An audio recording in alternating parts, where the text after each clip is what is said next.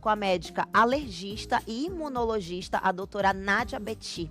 Seja muito bem-vinda aqui ao Tudo Nosso. Tudo bem, doutora? Tudo, querida. Muito obrigada pelo convite. A gente que agradece você, né, por ter aceito, por estar aqui com a gente para falar de um assunto tão importante para toda a população e tão recorrente, porque todos os dias, né, as pessoas estão ali com aquele problema respiratório. Aqui na nossa redação mesmo, recentemente estava todo mundo mal, com tosse, com o nariz escorrendo.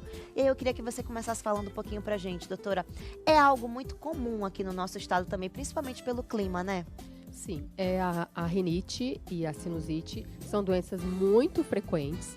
E não só no nosso estado, mas em todo o Brasil. De uma forma geral, a gente estima que 30% da população sofra de algum problema alérgico respiratório.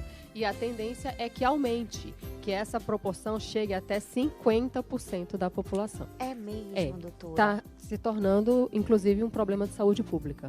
Ela é genética, é uma doença, pode ser adquirida? Como é que funciona? Como é que a pessoa adquire essa sinusite, rinite, enfim? A rinite, ela tem dois tipos, basicamente, né? Tem a rinite alérgica, que é a mais frequente. 80% dos casos de rinite são de origem alérgica. E 20% do caso não são alérgicas. São rinites infecciosas, gustatórias, vasomotoras. Tem outros tipos de rinite que não têm um fundo alérgico.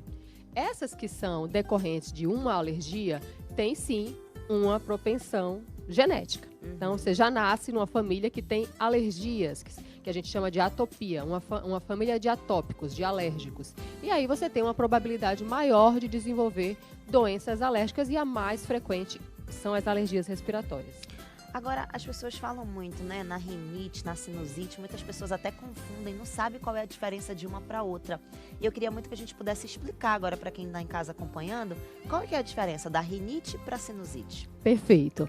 Então, a rinite se diz que é a inflamação do nariz, da cavidade nasal. Rinite, inflamação da cavidade nasal. Sinusite já é a inflamação dos seios da face, que são cavidades que nós temos no crânio, né, no rosto. São cavidades que são aeradas para que a nossa face não tenha muito peso, né? Então, tem essas cavidades e quando ela inflama, a mucosa que reveste essa cavidade inflama, ela é uma sinusite. Que muita gente, quando sente aquela sensação de peso na face, é um sintoma de sinusite. Agora, justamente, você falou aí, né, dessa questão do peso na face para a pessoa realmente identificar que ela tem a sinusite. Existe por exemplo, algum exame, alguma coisa que detecte isso ou não? São realmente os sintomas e a pessoa chega no médico e aí o médico, conforme os sintomas, ele fala, não, você tem sinusite, rinite. Como é que funciona para descobrir? Nath, existe exames. Existe exames tanto para diagnosticar ao que você tem alergia, se você for alérgico, se é uma rinite e qual grau está essa rinite. E existe também o exame para diagnosticar sinusite. Entretanto, com os sintomas que o paciente chega, a gente muitas vezes não há necessidade de fazer um exame de sinusite, que seria uma tomografia. Então, assim, o paciente ele já chega com um diagnóstico tão claro, com os sintomas tão precisos, que não há necessidade de eu pedir uma tomografia para diagnosticar e ele voltar, vai ficar aí uns 7 dias ainda sofrendo, né? Então, nós podemos sim fazer o diagnóstico com base nos sintomas clínicos. É o diagnóstico clínico e se houver alguma dúvida ou alguma complicação, aí nós solicitamos uma tomografia. Agora, no caso, a pessoa ela pode ter as duas ao mesmo tempo? Tá com rinite, tá com sinusite, tá com tudo que é it. Sim, e na verdade é o mais frequente. É tudo ao mesmo tempo? Sim. Eu dividi, né, como rinite e sinusite, mas a gente chama de rinocinusite. Ah, então é tudo ao mesmo tempo. Porque é assim, a mucosa do nariz e dos seios da face, ela não tem uma interrupção. Ela é contínua, é como se fosse uma folha de papel, assim, ela é contínua, não tem uma barreira assim. Olha, até aqui é rinite e daqui pra cá é sinusite.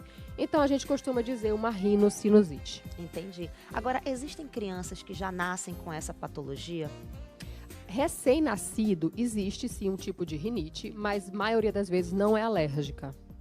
Então, ela pode desenvolver ao longo da vida mesmo? Pode. A alergia, eu costumo brincar que é assim, alergia é uma coisa que a gente não tem, até um dia que a gente passa a ter. Sim. Quando a gente passa a ter, aí a gente fica com ela. E tem gente que às vezes fala assim, eu não tenho alergia de nada, graças a Deus. Chega um momento da vida que começa a desenvolver essa alergia.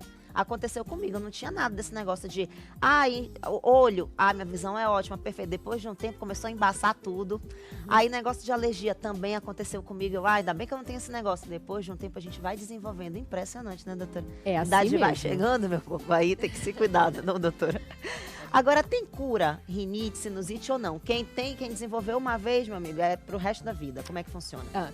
A rinite alérgica, a gente tem controle. Uma melhora que a gente espera de 60% a 80%, mas como se trata de uma alergia, que é uma doença genética, a gente não fala em cura. Porque quando a gente fala em cura, obviamente as pessoas vão pensar que eu me livrei disso, nunca mais vou ter. Não é assim. Você pode passar longos períodos bem, mas em um momento você pode ter uma recaída, que é comum, principalmente quando tem fatores desencadeantes, como a nossa fumaça, que a gente teve agora. Então, é um fator irritativo muito grande. Então, pessoas que estavam bem podem ter tido uma piora agora nesse período. Olha, a gente tem inclusive aqui na nossa tela principais sintomas da rinite. Aí tem ali a congestão, né, nasal, que a pessoa deve ficar ali super nariz, né, fechado, enfim, entupido. Aí tem o espirro, dor de cabeça e a coriza. Tem pessoas que têm rinite, às vezes sinusite, que não conseguem nem levantar da cama, porque fica muito mal naquele período, né, doutora?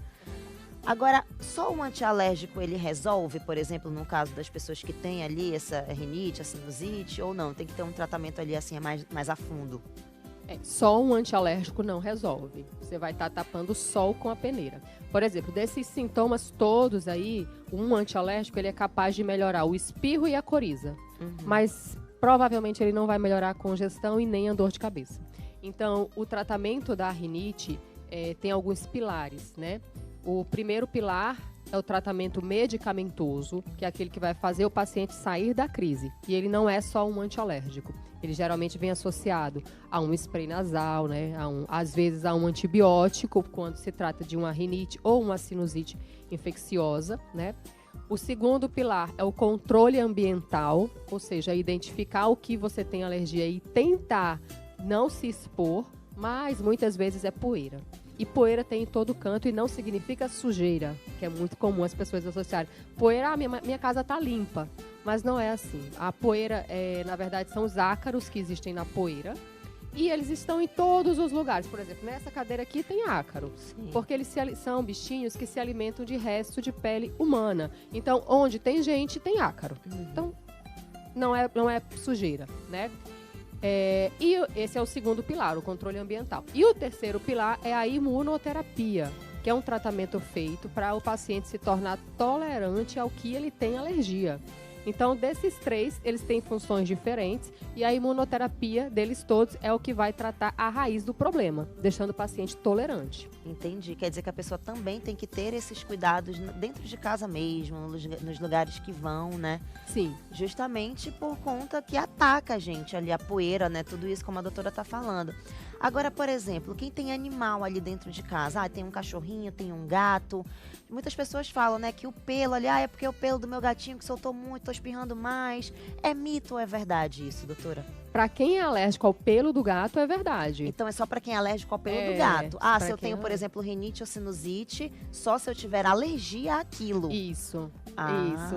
Muitas vezes o gato ou o cachorro não é o vilão, porque muitas vezes eles são apontados como o vilão. Com certeza, os bichinhos, tá vendo? São inocentes na maioria dos casos. Só se tiver alergia, viu, gente? Então, é bom que a gente acaba informando, né, para quem tá em casa e acaba desmistificando isso. Agora é preciso fazer, então, um teste, né, ali, exame clínico, enfim, para saber se tem alergia ao pelo, por exemplo. É isso? Exato. Para diagnosticar ao que você tem alergia, aí tem que fazer realmente o exame. O exame ele pode ser feito através de uma coleta de sangue ou através de um exame feito na pele, que se chama teste cutâneo, que é bem conhecido e muito rápido, muito simples. A gente em 30 minutos tem o resultado e você já sabe ao que você tem alergia. Certo. Agora, doutora, por exemplo, a pessoa que tem aí, né, essas patologias, tem rinite, sinusite, usar, por exemplo, um congestionante nasal todos os dias, acaba fazendo mal para a pessoa ou não? Não tem nenhuma contraindicação? Péssimo. Não recomendo. Muito. Porque tem muitas pessoas, às vezes, que até o nariz, meu nariz está entupido, aí toda hora tá ali tentando descongestionar, então não recomenda. De jeito nenhum. Por quê, doutora? O descongestionante, ele é um vasoconstritor. O que é isso? É como se o vaso tivesse deste tamanho e o vasoconstritor fizesse ele ficar pequenininho. Quando ele faz o vaso sanguíneo ficar pequenininho, ele aumenta a pressão desse vaso. Então, se você usa muito isso, você pode ter aumento de pressão.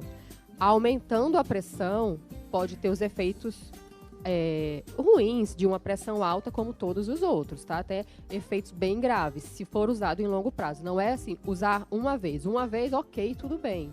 É aquela pessoa que usa o descongestionante como se fosse um tratamento.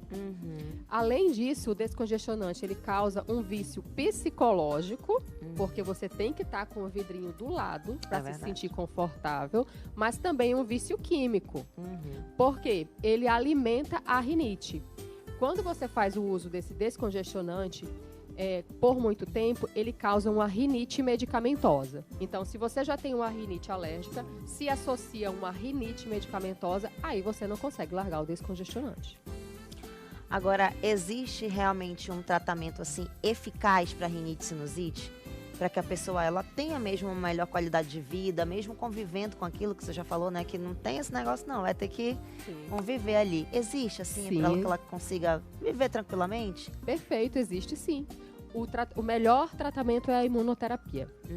Os medicamentos, que são aqueles pilares que eu falei, eles devem ser feitos. Certo. Mas, se eu tomo um antialérgico, ele está melhorando o sintoma que eu estou naquele momento. Ele tem uma duração ali de 12 a 24 horas. Quando eu parar de tomar ele, eu vou me expor ao que eu tenho alergia e os sintomas vão voltar.